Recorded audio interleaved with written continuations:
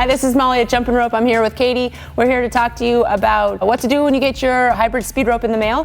First things first, you want to make sure that you have all the contents of your rope in your bag. You open up your bag, you have a set of instructions. The instructions are a step-by-step on how to put your rope together, how to size it. If you don't understand those instructions, that's probably why you're watching this video. So you have your instructions, you have your jump rope. The jump rope comes complete with a hybrid cord, two handles. One side of the cord is crimped off fully, and the other side has no crimp at all. And then you have a bag of crimps. There should be 3 of them inside of your accessory bag. If there's not, let us know, contact us, call Katie, we'll get you sorted through. So, you have your rope, you have all the contents, you're good to go. You also want to make sure that you have all the tools on hand that you need. You need a set of wire cutters, and you also need a crimping tool. So Katie has her cord out of the bag, it's unwound. She's going to take the side of the rope with the crimp.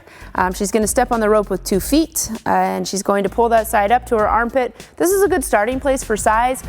Typically jumpers who have their handles any taller than their armpit are probably jumping with their hands really wide from their hips. If you already know that about yourself, then go ahead and step on the rope and bring that handle up to your shoulders.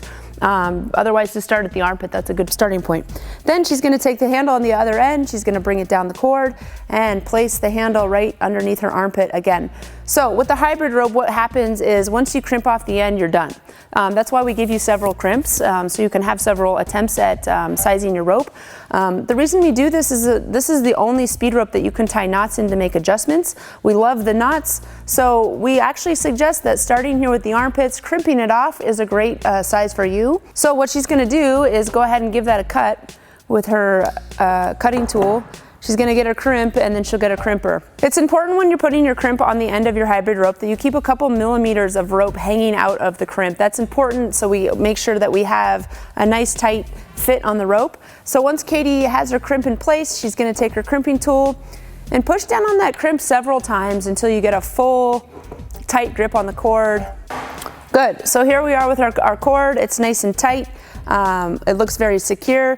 She has a good level of starting position. Her handles are up to her armpits. So from this point on, this is where she would take some jumps. She would check in with her coach and make sure she has 10 inches of room over her head. If she has too much room over her head, she's going to start making some knots in her rope.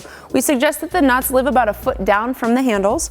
Oftentimes we see sometimes some knots going real close to that handle. That's going to cause a lot of weight on the end of our grip. So again, we want to make those knots about a foot down and never make the knots at the bottom of your rope. So here she is, she's making some knots, making some adjustments, and from this point on, again, we would take some jumps, or she would take some jumps. I would watch what's going on with movement over her head. We would make sure there was 10 inches over her head, and then she's good to go. So thank you for stopping in. Now you know how to size your R1.5 Hybrid Speed Rope.